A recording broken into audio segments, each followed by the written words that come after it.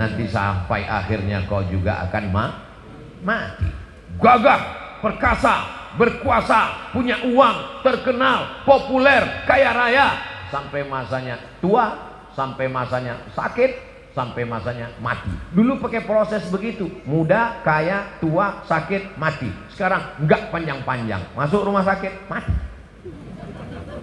Bahkan ada yang enggak perlu sampai masuk rumah sakit, sedang minum kopi, mati. Sedang ceramah, mati. Sedang tegas, mati. Mati tidak perlu dicari, karena dia insya Allah akan datang sendiri. Betul apa betul? Aina ma takunu, dimanapun kamu berada, yudrikumul maut, kematian akan mendatangi kamu.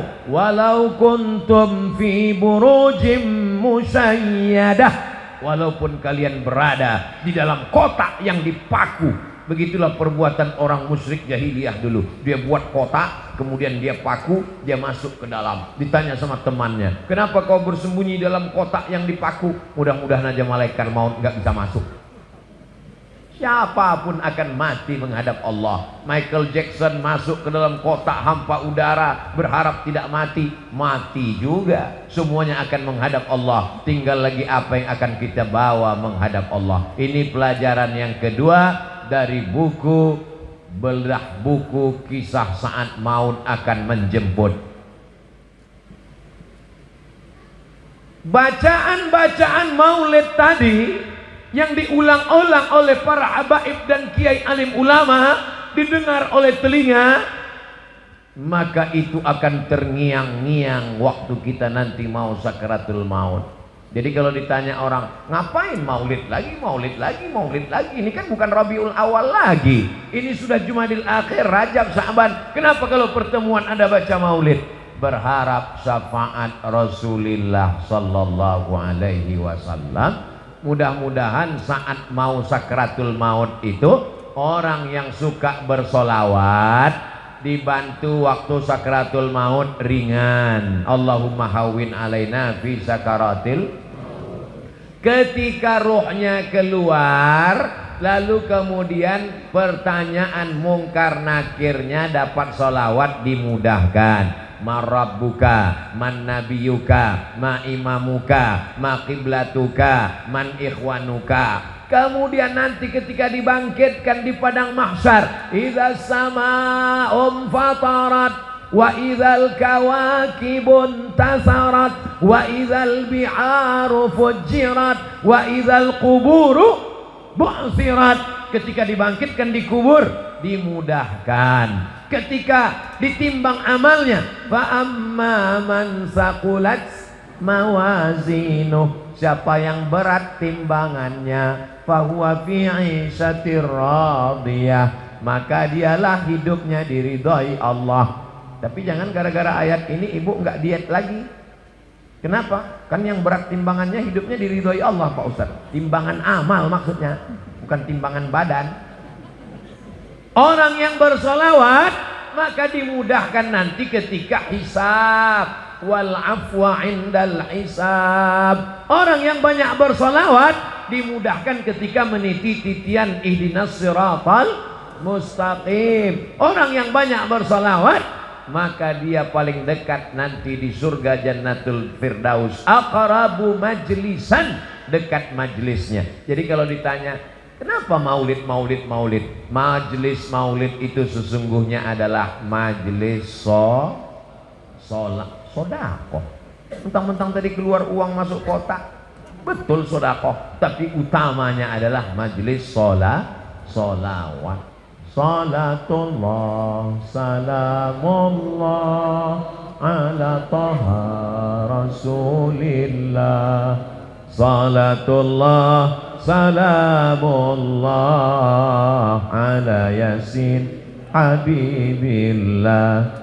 Tawassalna bismillah wa bil hadi rasulillah wa kulli mujahidin lillah bi ahlil badri ya Allah. Diiringi oleh anak-anak muda hadrah. Apa nama hadrahnya Ustaz?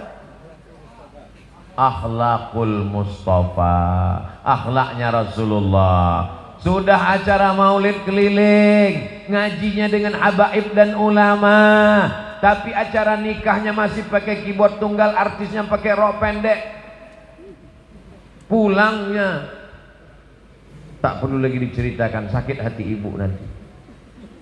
Maka undanglah saat walimah anak nikah pakai hadrah, saat akikah pakai hadrah, saat sunatan pakai hadrah. Setuju? Saya berapa kali nggak datang acara walimah. Ustadz Somad ini katanya kalau diundang wajib datang. Seringkali dia ceramah, idza da'aka fa'ajibhu, kalau diundang datang. Ustadz sudah kami undang, undangannya diantar ke rumah, yang lain pakai WA. Ustadz dikirim undangannya langsung datang ke rumah. Kenapa Ustadz nggak datang? Aku datang. Kok nggak ketemu kemarin? Aku nggak masuk ke dalam. Kenapa nggak masuk? Waktu aku mau masuk kalian sambut dengan lagu jatuh bangun aku mengejarmu. Ngapain saya masuk? Daripada jatuh bangun mendingan pulang. Kita mau masuk, dia sambut dengan lagu cinta satu malam. Itu kan kumpul kebo. Mohon maaf, ada anak-anak.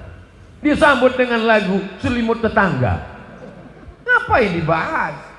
Ini perbuatan maksiat. Selingkuh itu indah. Nauzubillah. Lagu-lagu itu menginspirasi, mengajak orang berselawat kepada Nabi. Iramanya indah-indah, dilakukan oleh anak muda. Saya senang sekali malam ini yang menyanyikan hadrah itu anak-anak muda, laki-laki. Laki-laki semua tadi kan? Kadang ini ada maulid Nabi yang nyanyi perempuan. Lagunya biasa aja, lipstiknya 2 inci. Perempuan itu suaranya bagus baca Quran, suaranya bagus sholawatan. Tapi kalau dilihat laki-laki yang tidak mahram, suami orang melihat istri orang. Banyak perempuan pakai jilbab bagus, pakai baju bagus, wajahnya glowing di depan suami orang, di depan istrinya sendiri seperti mak lampir, nyiblorong, sundel bolong, suster ngesot. Hafal semua nih Pak Ustaz. Jamaah yang dimuliakan Allah. Tapi malam ini Masya Allah tabarakallah, majelis salawat kita insya Allah diridhai Allah, disenangi Rasulullah. Kenapa? Karena tidak campur antara laki-laki dan perempuan. Tuh kok ada perempuan, mereka terjebak di tengah laki-laki. Masya Allah tabarakallah. Ini yang baik-baik ini kita bawa insya Allah. Apa pelajaran dari Bekasi? Silaturahimnya terjaga. Apa pelajaran dari Bekasi? Cerita judulnya tepat, mengingat mati, supaya masyarakat ini diingatkan pada mati. Wa kafa bil mauti wa'idha. Ada nasihat yang tidak bersuara, ada nasihat yang bukan khutbah, bukan ceramah, bukan tausiah, bukan tazkirah. Dia diam 1000 bahasa. Nasihat itu bernama mati. Siapa yang menasihati Ustadz Abdul Somad? Nggak ada. Nggak ada orang menasihati saya sampai sekarang. Saya datang ke Kiai, Kiai tolong nasihati saya. Saya kalau tausiah, saya cari para alim ulama yang tua-tua, yang sepuh-sepuh, minta nasihat, minta doa. Mereka nggak kasih nasihat. Mereka katakan, ya Ustaz sudah tahulah, sama-sama saja kita berdoa kepada Allah. Nasihat yang paling dalam, yang masuk ke dalam otak dan hati saya adalah ketika melihat orang mati terbujur kaku, yang selama ini dihormati, dibanggakan, dimuliakan, disanjung tinggi. Kalau datang disambut dengan baleho dan karpet warna merah, tapi lalu kemudian ketika mati menghadap Allah terbujur di ruang tamu, dan tidak sampai 24 jam dibawa keluar. Rumahnya rumah dia, yang membangunnya dia, yang beli tanahnya dia, yang cari arsiteknya dia, yang mengumpulkan uangnya dia. Tapi kalau sudah meninggal dunia, sejengkal pun di rumah itu tidak ada yang bersedia menampung dia. Tempatnya tetap di TPU, tempat taman pemakaman umum. Ada rumah yang dibangun, ada rumah yang dikendalikan, ada rumah yang diatur. Sekian tahun nabung untuk buat rumah. Rumahmu berapa harganya? 3M. Wow, hebat sekali 3M, 3 kali minjam. Ada rumah yang tidak pernah kita lihat, rumah yang tidak pernah kita jenguk, rumah yang tidak pernah kita pedulikan, tapi kita akan tinggal di sana. Lebih lama di rumah kita atau di taman pemakaman umum? Saya tanya sekali lagi, Lebih lama tinggal di rumah yang kita bangun atau lebih lama di kuburan? Lebih lama di kuburan. Di rumah kita paling kita tempati. Ada orang menempati rumahnya sampai 100 tahun? Enggak ada. Paling kita tempati rumah kita itu paling lama 50 tahun. Itu pun kalau umur kita 75 tahun. Umur 25 bangun rumah atau mewarisi rumah bapaknya. Kita cerita bukan rumah bapak kita, bukan rumah kakek kita, rumah kita. Kita tempati cuma 50 tahun. Setelah itu kita masuk liang lahat. Yang meninggal tahun 1945 saat ditembak oleh Belanda. Sampai sekarang berarti dia sudah dikubur berapa tahun? Maka sampai masanya nanti hari kiamat, ada yang di liang lahat sampai 100 tahun, ada yang sampai 1000 tahun lamanya. Apa yang sudah kau persiapkan? Amal jariah. Yatsba'ul mayyita salatun, yang mengiringi mayat sampai ke liang lahat ada 3. Ahluhu, istrinya ikut mengiring, anaknya datang, jamaah semua datang, tapi cuman sampai ke pintu liang lahat. Setelah itu mereka masukkan ke dalam. Setelah itu mereka kemudian naik ke atas. Mereka ambil pacul, cangkol dan skop. Mereka katakan mari kita timbun, kita injak biar padat. Setelah itu ditancapkan kayu nisan. Setelah itu mereka pun berdoa. Setelah itu mereka pun pulang ke rumah. Anaknya nangis pada hari yang pertama. Hari kedua dia mulai tersenyum. Kirim rek spasi lucu, kirim ke 9090. Tapi kalau anakmu soleh, dia akan bangun di tengah malam. Rabbighfirli wa liwalidayya warhamhuma kama rabbayani shaghira. Gimana anak ibu? Ingat dengan suami ibu? Ingat dengan ayahnya? Alhamdulillah Pak Ustaz. Malam-malam saya bangun jam 2, saya dengar di samping kamar ada baca Yasin. Yasin wal Qur'anil Hakim innaka laminal mursalin ala siratim mustaqim tanzilal azizir rahim. Lalu saya pun bangun Pak Ustadz, senangnya hati saya, anak saya baca Quran untuk ayahnya. Begitu saya buka pintu kamar, ternyata TV belum mati Pak Ustadz. Mudah-mudahan anak kita termasuk yang tetap kirim Yasin untuk kita tiap malam. Kita pesankan ke mereka supaya tahajud, berzikir, berdoa. Ya Allah, sampaikanlah pahala tahlilku. La ilaha illallah tahlil, subhanallah tasbih, tahmid, alhamdulillah, takbir, Allahu akbar, salawat. Lalu kemudian dia bawa anak istrinya baca Quran. Wa idza khatimul Qur'ana, kalau dikhatamkan mereka Quran 30 juz, fahuwa hasanun, sepaling bagusnya sekhatam Al-Quran 30 juz. Kalau tidak sanggup khatam Quran, likulli syai'in qalbun, segala sesuatu punya hati. Wa qalbul Quran, hatinya Al-Quran adalah Yasin. Dan kalau tidak sanggup baca Yasin, Ummul Quran Al-Fatihah, level paling tinggi sekhatam. Tak sanggup sekhatam Yasin, tak sanggup Yasin, Ummul Quran. Itulah tadi yang Pak Bupati mengajak kita, mari kita bacakan suratul Fatihah. Fatihah pun tidak mau. Innalillahi wa inna ilaihi raji'un. Apa yang kau balaskan untuk ayahmu? Berapa kali dia tidak jadi ganti baju hari raya demi uang sekolahmu? Sekolahmu memang online, tapi bayarannya offline.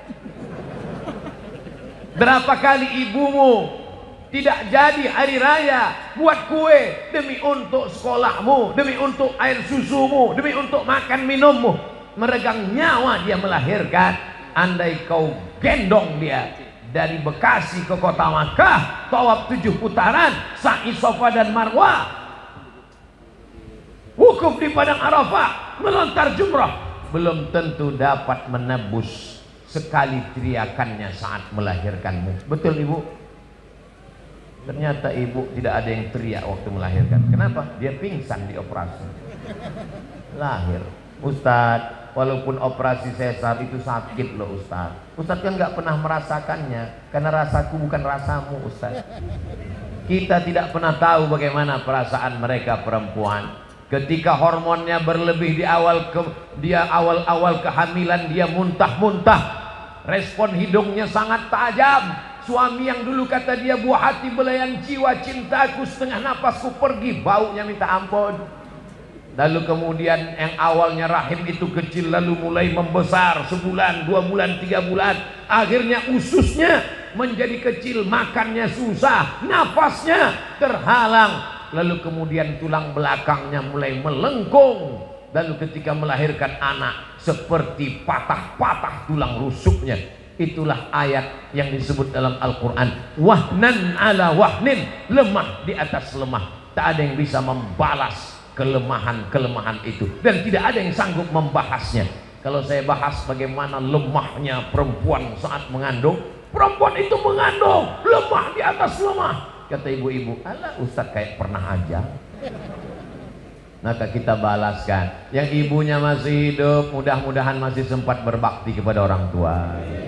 Yang ibu bapaknya sudah meninggal dunia, nasihat kematian, ziarah. Jangan nunggu mau Ramadan, jangan nunggu mau Idul Fitri, besok hari libur bawa anaknya ziarah. Ini sekarang banyak orang ziarah, bapaknya baju hitam, istrinya baju hitam, anaknya baju hitam, hitam-hitam semua, sampai di tempat pemakaman langsung foto. Habis itu update status, man in black.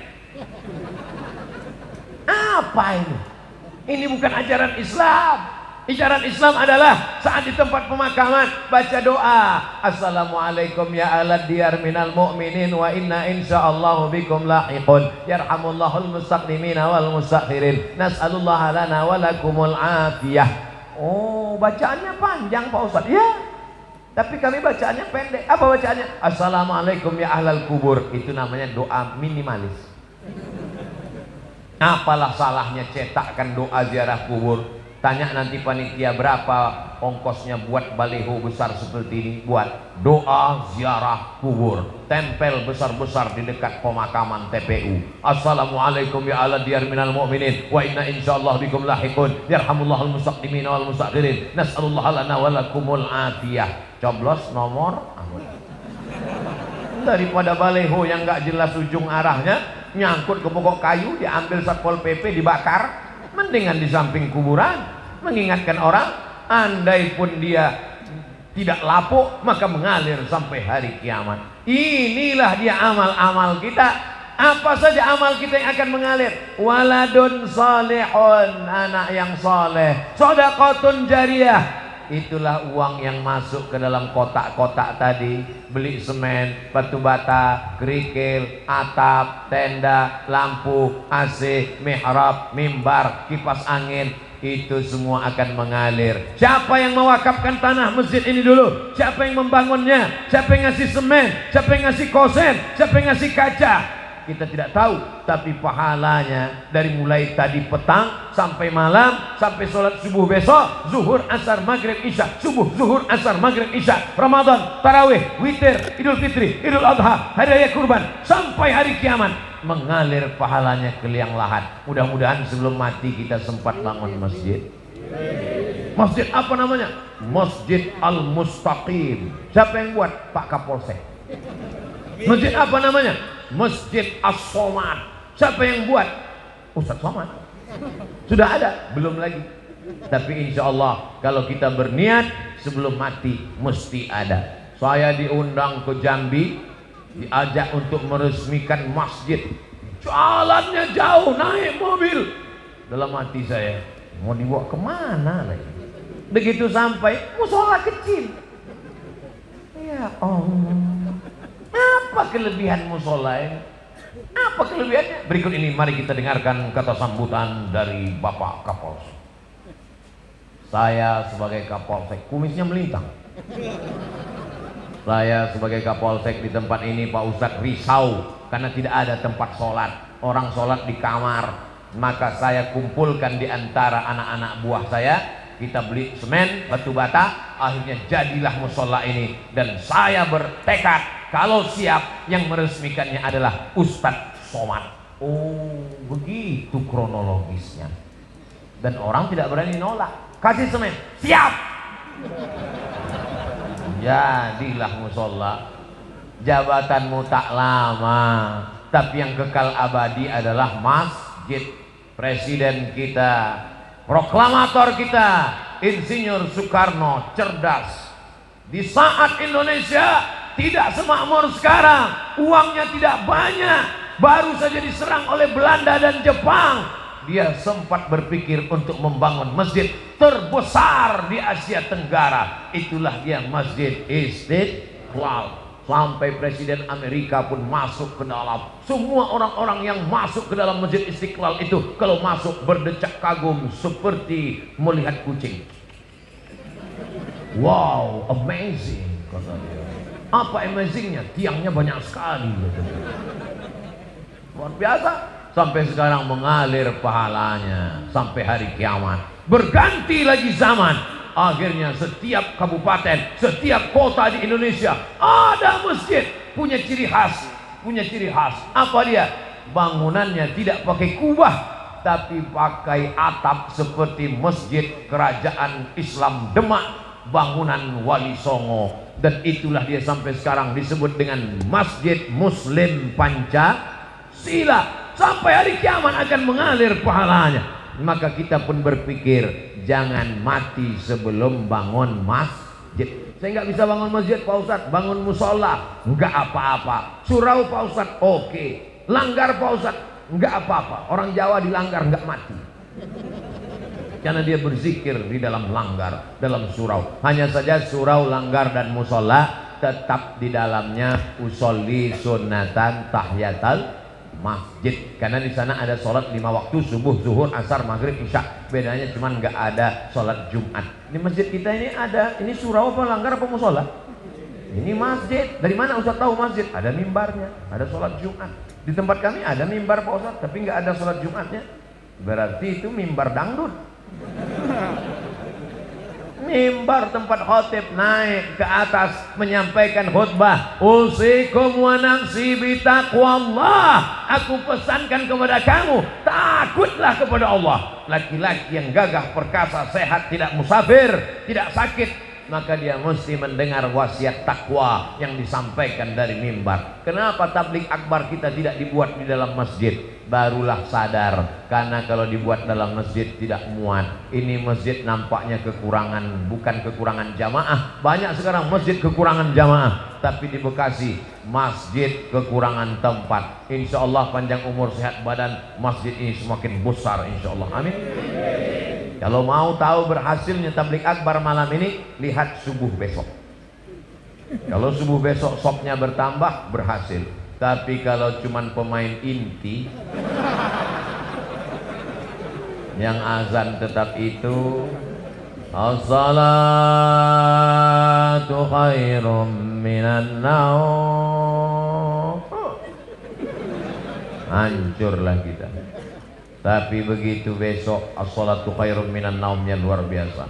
As-salatu khairum minan naum. Semua anak-anak bangun, datang dia ke masjid semua. Alhamdulillah Pak Ustadz, sejak Ustadz Somad tausiah kemarin, anak saya rajin sholat duha Pak Ustadz. Cuman ada yang mengganggu pikiran saya. Kenapa Bu? Doanya pakai kunut. Itu namanya subuh kesiangan Bu. Pas ditanya sama ibunya, kenapa kamu sholat subuhnya jam 8? Masih syukur aku sholat subuh, kawanku gak sholat sama sekali. Ini logika terbalik, otaknya sungsang. Kalau mau lihat dunia boleh lihat ke bawah, tapi kalau untuk akhirat, lihatlah orang yang istiqomah ke masjid subuh, zuhur, asar, maghrib, isya, masjid ke masjid. Lihat tuh anak muda ke masjid terus, tertulis di bajunya biker subuhan, zuhur hilang. Sedangkan subuh yang berat lawan ngantuk aja dia datang. Sedangkan subuh yang matanya lelap, tidur pulas, mengigau, tetap dia lawan datang ke masjid. Apalagi zuhur, asar yang melek. Sedangkan zuhur, subuh saja siap dia jadi imam, padahal suaranya jelas. Bismillahirrahmanirrahim, alhamdulillahi rabbil alamin. Apalagi kalau cuman nggak bersuara, Allahu Akbar.